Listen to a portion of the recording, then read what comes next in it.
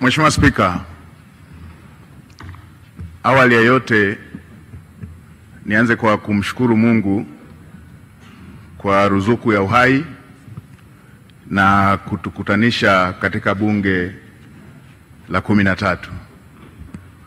Namshukuru Mungu vile vile kwa hatua hii ambayo tumetoka kuishuhudia.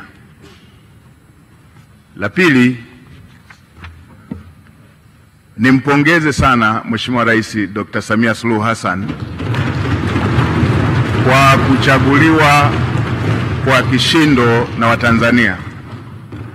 Ushindi huo ni uthibitisho wa imani kubwa Watanzania walionayo kwake pamoja na serikali yake. Mheshimiwa Spika, katika miaka mitano Daktari Samia Suluhu Hassan amejitambulisha kuwa ni rais anayetaka matokeo ya haraka yanayotatua matatizo ya Watanzania. Amefanya hivyo wakati alipoapishwa kulikuwa na tatizo kubwa la umeme. Aliweka jitihada kubwa za kukamilisha mradi mkubwa wa bwawa la Mwalimu Nyerere na kuachilia umeme ule ambao umemaliza kabisa tatizo la kukatika kwa umeme na kuipa nchi ziada ya umeme.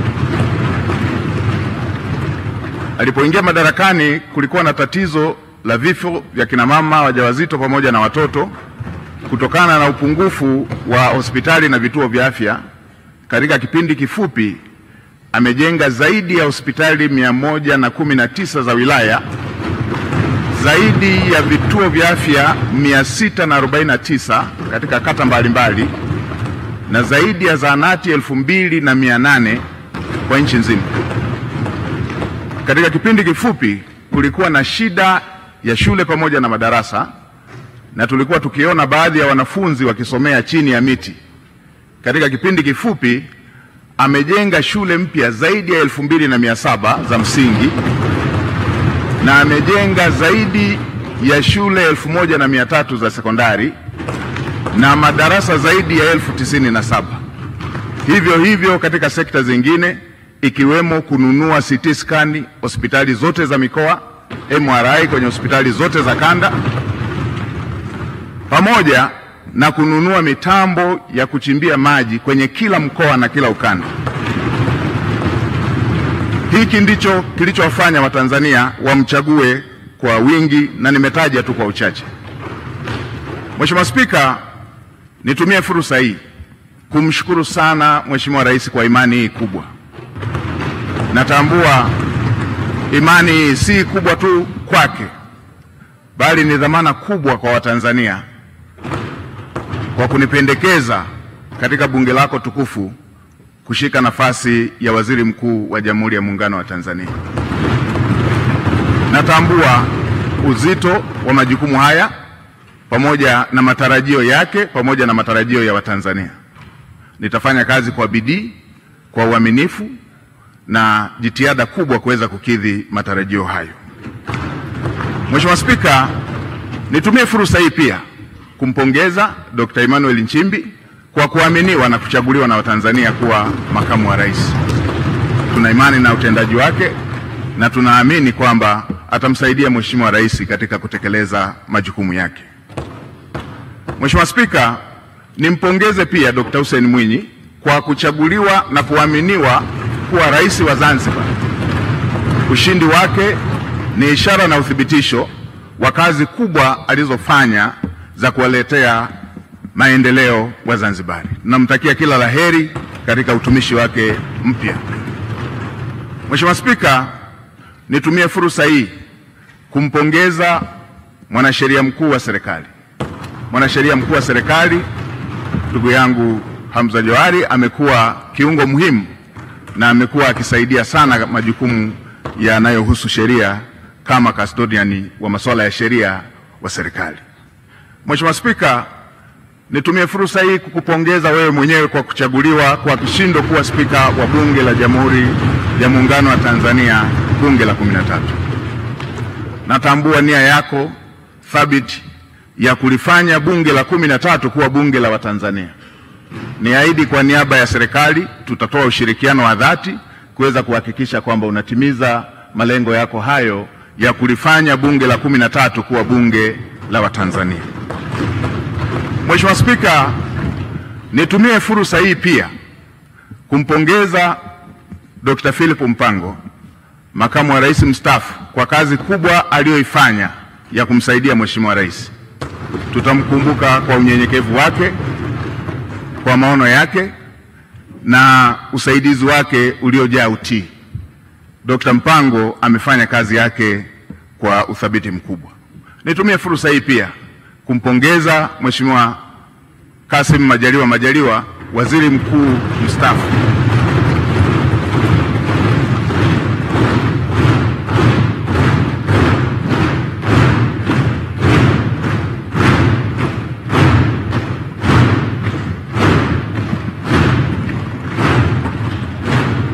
Nimpongeze Mheshimiwa Kassim Majaliwa, waziri mkuu mstaafu, kwa kazi kubwa aliyoifanya bila kuchoka ya ufuatiliaji wa miradi, ya ufuatiliaji wa shughuli za serikali, kwa unyenyekevu wake, kwa uadilifu wake na kazi kubwa ambayo amefanya kwa taifa letu.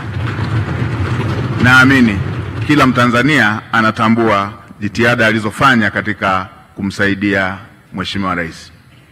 Mheshimiwa Spika, baada ya maneno hayo ya utangulizi, niruhusu niseme nawashukuru sana waheshimiwa wabunge kwa imani hii kubwa mliofanya ya kuthibitisha jina langu. Asanteni sana, mmenipa faraja na mmenipa deni kwa imani hiyo kubwa mlionipatia. Niwaahidi tutashirikiana nanyi, serikali itashirikiana nanyi, itapokea maoni yenu, itapokea hoja zenu, tutawasikiliza. Na Mheshimiwa Spika, niseme tutawasikiliza bila ubaguzi, hata walio wachache watakuwa na fursa sawa, kwa sababu bunge lako ni bunge moja. Mheshimiwa Spika, baada ya maneno hayo ya utangulizi, niseme tu tuko na kazi kubwa mbele yetu. Natambua ukubwa wa kazi iliyo mbele yetu, kazi kubwa kwa nafasi niliyopewa, lakini kazi kubwa ya serikali, lakini kazi kubwa kwa Watanzania wote. Mheshimiwa Spika, nchi yetu chini ya uongozi wa Dr. Samia Suluhu Hassan hivi majuzi ilitunga dira mpya ya 2025-2050, na awamu ya pili ya serikali ya awamu ya 6 ndio itakuwa awamu ya kwanza ya kutekeleza dira mpya. Na Mheshimiwa Spika, unatambua kwenye mbio za vijiti za kupokezana, mwanzishaji wa mbio hizo kipande cha kwanza asipokimbia kwa mbio ndefu kwa spidi kubwa, hata wale watakaokuwa wanampokea watakuwa tayari wamechelewa. Sasa serikali ya awamu ya 6 kwa awamu ya pili ndio inaanzisha utekelezaji wa dira ya 2025-2050. Mheshimiwa Spika, dira hiyo imebeba matarajio na matumaini makubwa ya Watanzania. Dira hiyo imebeba matumaini makubwa ya vijana ambao ndio hasa walengwa wa dira hiyo. Mheshimiwa Spika, tuna kazi kubwa ya kuanza vizuri kwenye utekelezaji wa dira hiyo, huku tukimalizia viporo vilivyokuwa havijakamilika kwenye dira ya 2025. Mheshimiwa Spika, natambua pia ilani ya uchaguzi ya CCM ambayo imejumuisha masuala yote ambayo ni kero kwa Watanzania katika maeneo mbalimbali.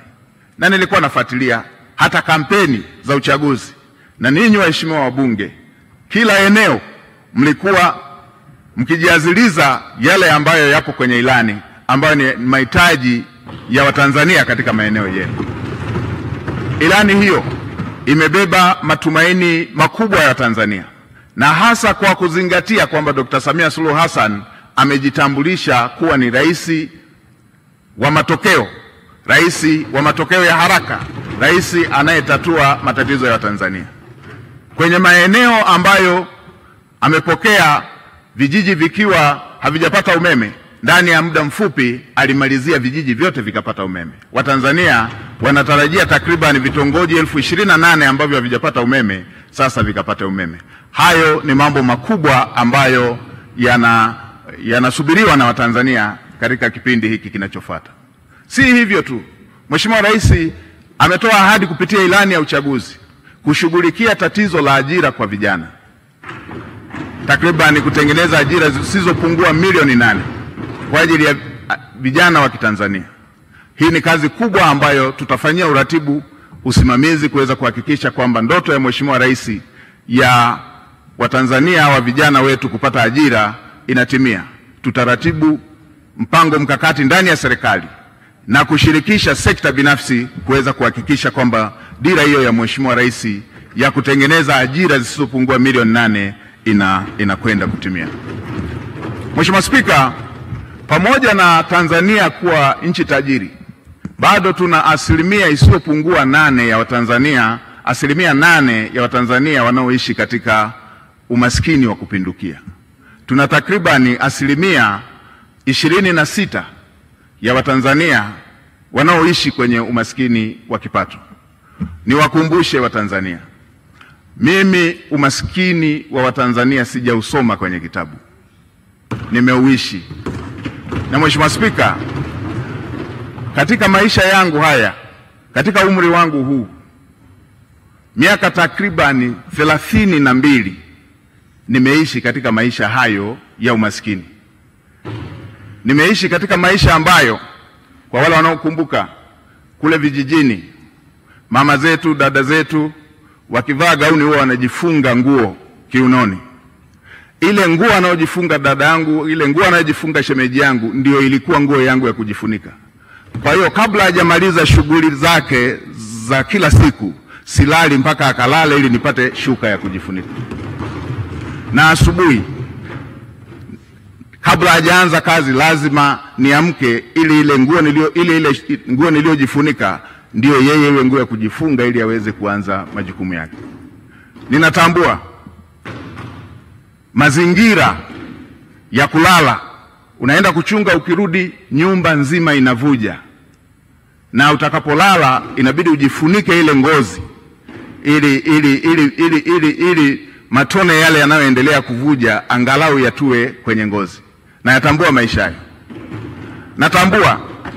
Natambua mnaenda kula pamoja na watoto wote rika mbalimbali, mko takriban 20 kwenye chungu kimoja cha mboga, chungu kimoja cha sahani moja ya ugali.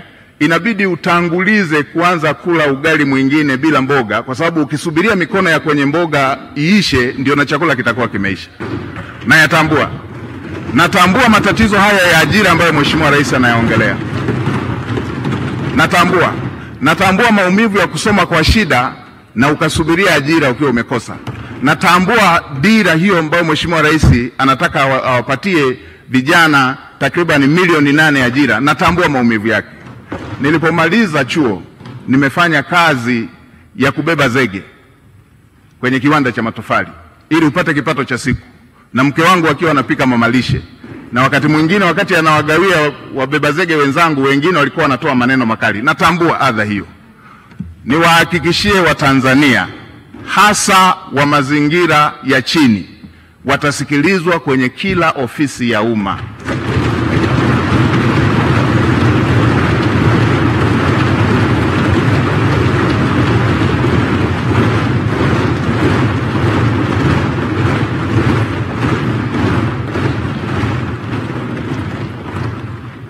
Kila aliye Mtanzania, hii nchi ni yake.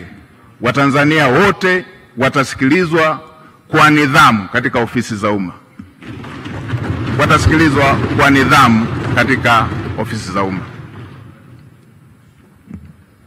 Watanzania watafikisha kero zao, na watumishi wa umma watakwenda kwenye makazi, kwenye maeneo ya Watanzania kutatua kero za Watanzania.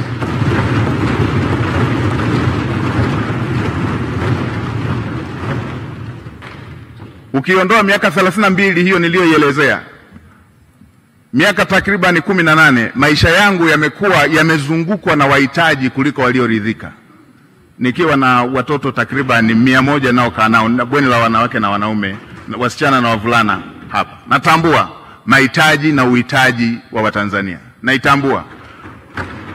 Kwa kutambua hilo, naamini yale yaliyo dira ya Mheshimiwa Rais katika kutatua kero za Watanzania. Niwahakikishie Watanzania nitasimamia kwa uadilifu, nitasimamia kwa jitihada, nitasimamia kwa kuhakikisha kwamba hayo yanatimia.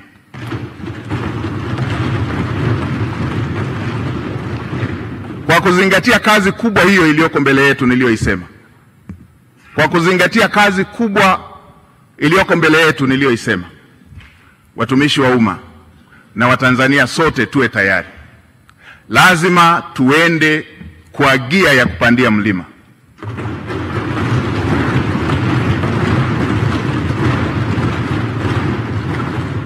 Lazima tuende kwa gia ya kupita kwenye bahari yenye mawimbi. Lazima tuende kwa gia ya kupita kwenye anga lenye mawingu. Lazima chombo kifike salama na watu wake wakiwa salama. Kwa watumishi wa umma wavivu, wazembe, wala rushwa,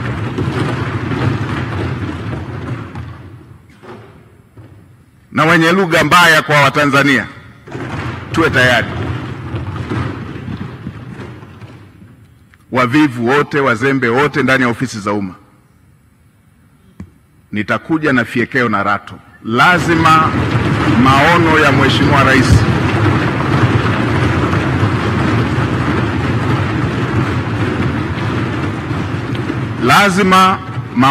Mheshimiwa Rais, ahadi ambazo Mheshimiwa Rais amewaahidi Watanzania lazima zitekelezwe.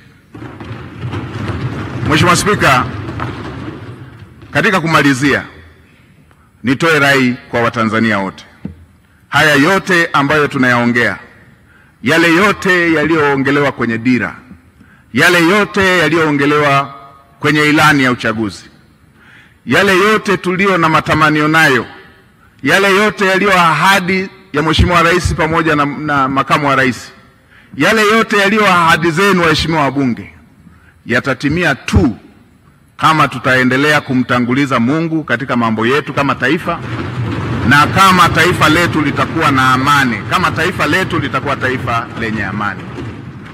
Yatatimia tu kama tutaendelea kumtanguliza Mungu katika mambo yetu kama taifa, na kama taifa lina hali ya amani.